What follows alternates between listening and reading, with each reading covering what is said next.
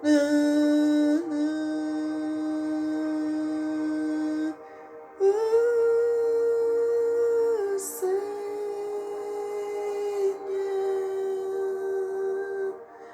nous t'adorons, Seigneur. Dieu est digne de louange. Bien-aimés dans le Seigneur, bonjour, bonjour à tout le monde de partout dans le monde. Je suis votre sœur Mélanie de la royauté des Bayouda, notre chaîne Senzamba Africa. Dieu est le maître de l'histoire. Mes bien-aimés, la Bible dit dans le livre de Romains, tous ont péché et sont privés de la gloire de Dieu. Mes bien-aimés, je vous invite à aller lire ce livre de Romains. Vous allez voir ce que le Seigneur nous dit dans sa parole, dans les Écritures. Commencez au verset 1 jusqu'à la fin. Vous allez voir là-bas.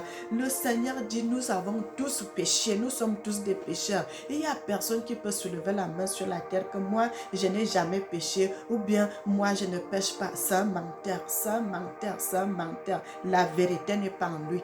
La vérité n'est pas en lui, mes bien-aimés. La vérité n'est pas en cet homme qui peut venir dire que moi, je n'ai jamais péché. Il n'y a que Dieu seul qui n'a jamais péché. Mes bien-aimés, c'est pour cela la Bible dit tous ont péché et sont privés de la gloire de Dieu. Mes bien-aimés, l'éternel Dieu est bon. Notre sœur Laure Mbongo, c'est la vidéo que je fais pour elle, mes bien-aimés. Déjà, elle sait que je sais ce qu'elle sait aussi. Mes frères et sœurs, j'avais eu cette vision le vendredi dans la nuit entre 0h et 0h50, mes bien-aimés, parce que vous savez que la vision, c'est souvent très rapide. Ça prend paf, et puis le Seigneur te montre ce qu'il a besoin que tu puisses voir, et puis ça se termine là. Mais bien aimé, quand la vision était finie, j'avais regardé l'heure. Il était 0h50. Mes bien aimés, l'histoire que je vous dis ici, le Seigneur m'avait amené quelque part. La place où j'étais, c'est comme si c'était en Afrique, mes bien aimés, parce qu'il y avait la forêt tout autour. Et j'ai vu notre sœur Laure Mbongo, elle avait en haut une chemisette, un haut de femme, un haut mais qui avait les courtes manches, un haut rouge. Je n'avais pas fait attention à ce qu'elle portait en bas. Je n'avais pas fait attention, mais j'ai remarqué qu'elle avait un haut rouge.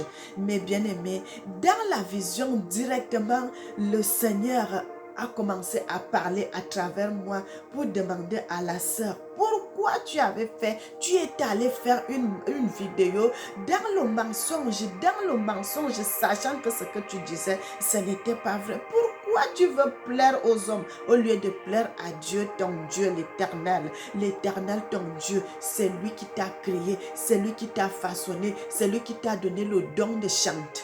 C'est lui qui t'a donné ce don de chanter. Le Seigneur n'avait pas aimé ce que tu avais parlé. Le Seigneur n'avait pas aimé ce que tu avais dit. Le Seigneur n'avait pas aimé ce que tu avais fait. Et le Seigneur, tu avais parlé des choses qui n'ont pas plu à l'Éternel. Comment tu peux combattre l'Éternel Dieu? Tu peux combattre l'Éternel Dieu. Pourquoi? Pourquoi tu combats ton Père? Mais bien aimé, cette vision, cette révélation, la sœur Laure Mbongo sait que ce qu'elle est en train de faire, le Seigneur l'a déjà averti aussi.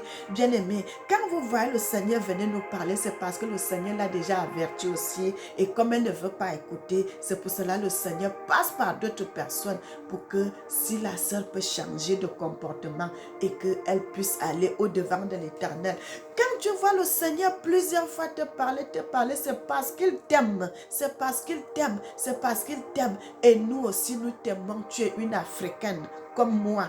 Tu es une Africaine comme moi. Tu chantais très bien. On aimait ta façon de faire les choses. Et c'est pour cela, quand le Seigneur m'a donné cette vision, cette révélation-là, il faut que je t'explique. La vision était tellement rapide, bien aimé. La vision est tellement réelle. Quand le Seigneur vous amène dans une vision, vous voyez cela réel. Et quand le Seigneur a dit à notre sœur que la sœur doit aller demander pardon, elle a changé complètement, elle a pris une autre direction. Une autre direction. Le Seigneur t'avait donné une mission d'aller faire la repentance de ta vie, d'examiner ta vie, de faire la repentance pour retourner entre les mains de ton Dieu parce que le Seigneur t'aime. Et là, tu as ajouté une autre faute, une deuxième mission que le Seigneur te dit en ce moment-là. Tu dois aller demander pardon. Maintenant, tu dois faire la repentance pour ta vie.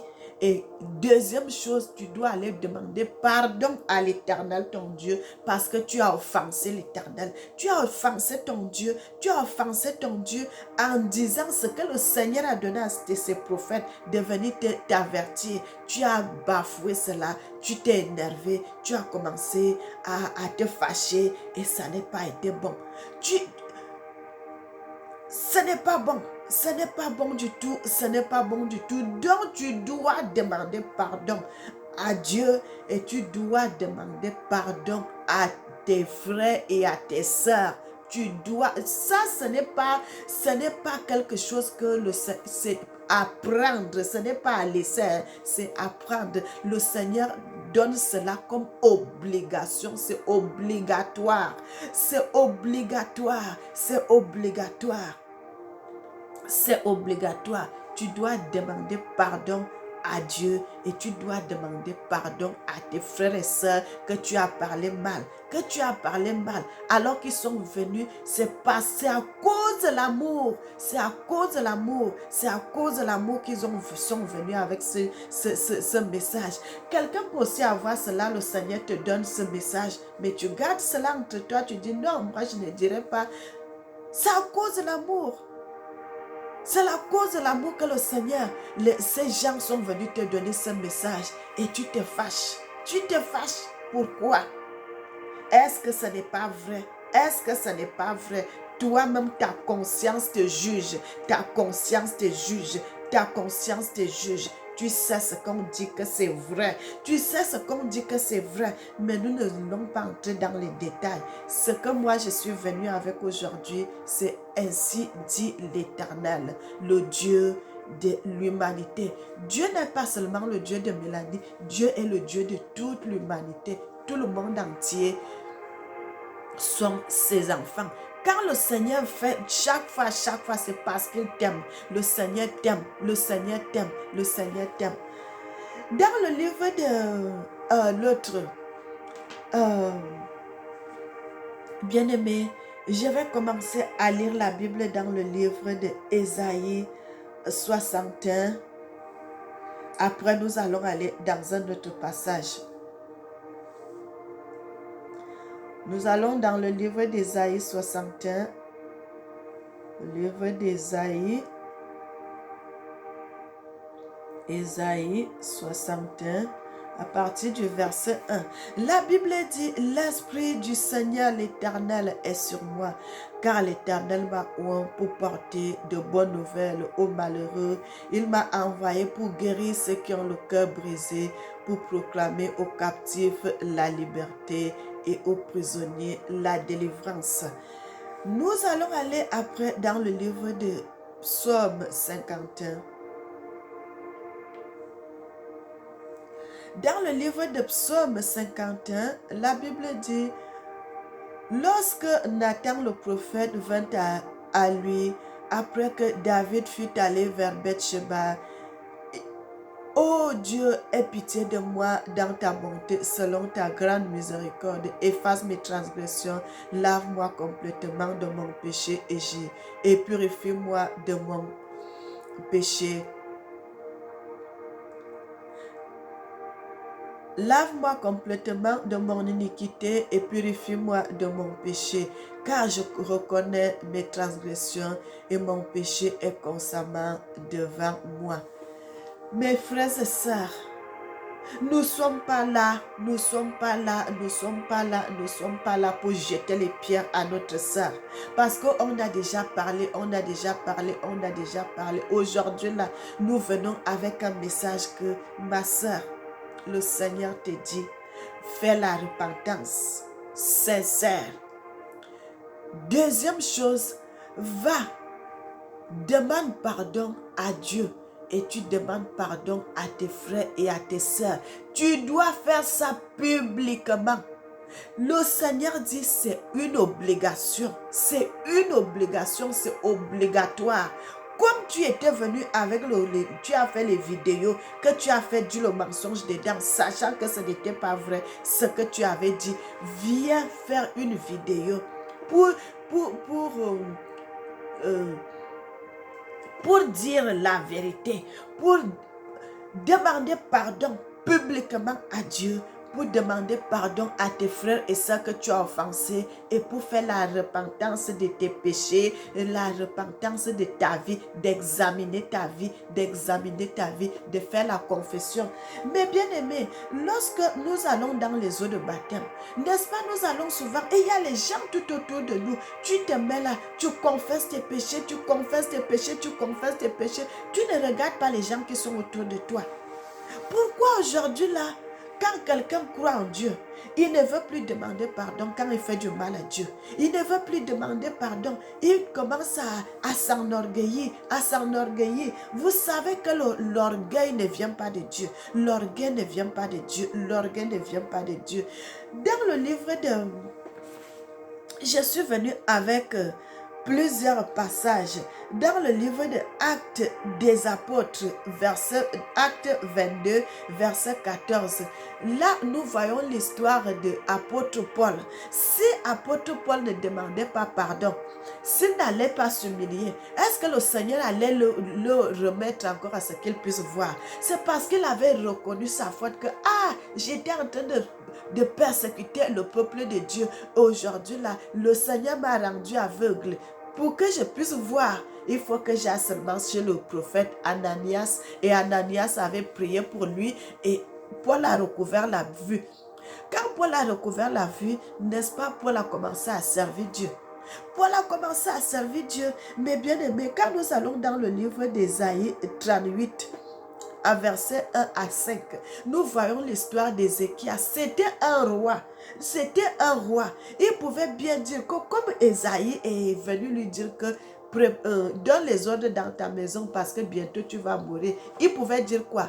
Toi, Ésaïe, tu es un prophète. Moi, je suis roi. Je vais t'enfermer.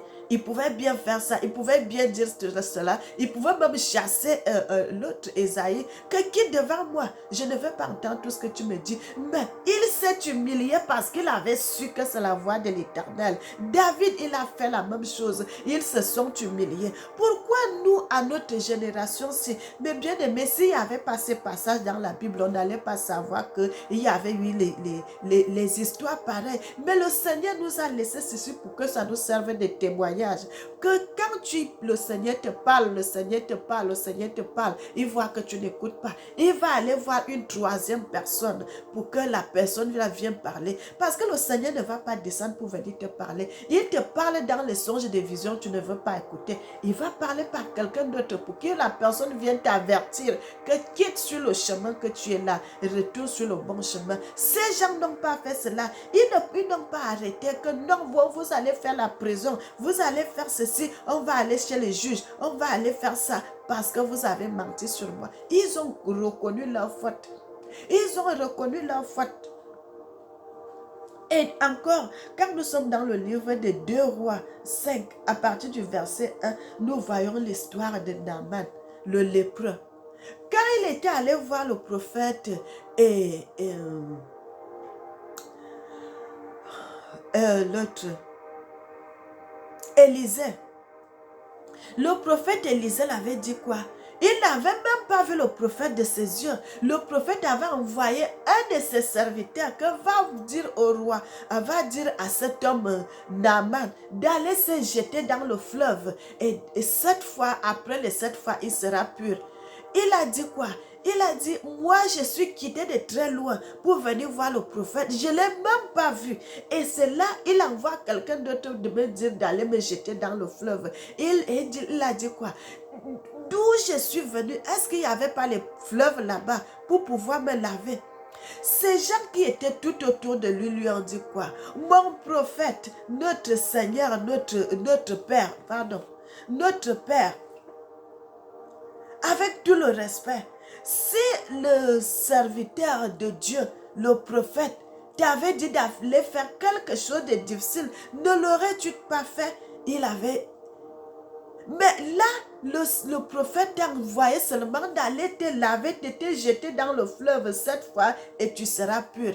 Qu'est-ce qui est difficile sur ça? Et c'est là, quand les gens l'ont parlé, il est parti, il s'est jeté dans le fleuve 7 fois. Après les 7 fois, il est devenu pur. Est-ce qu'il avait bien aimé? Quand le Seigneur, chaque fois, c'est parce que Dieu t'aime, c'est parce que l'Éternel t'aime, c'est parce que l'Éternel t'aime, c'est parce que ton Dieu t'aime. C'est pour cela il envoie les gens de venir te parler, les gens de venir te parler, les gens de venir te parler. Ma soeur, Laure Mbongo, retourne entre les mains de ton Dieu. Va demander pardon à Dieu. Va demander pardon à l'Éternel ton Dieu parce que tu as offensé Dieu. Tu as offensé l'Éternel ton Dieu. Tu sais que tu es Ozo Tengama. Tu es penché sur quelque chose qui n'est pas bon. Mais le Seigneur envoie ses serviteurs de venir te parler. N'écoute pas ce que les gens vont te dire à ton âme et conscience. Qu'est-ce que ta conscience te dit? Qu'est-ce que ta conscience te dit?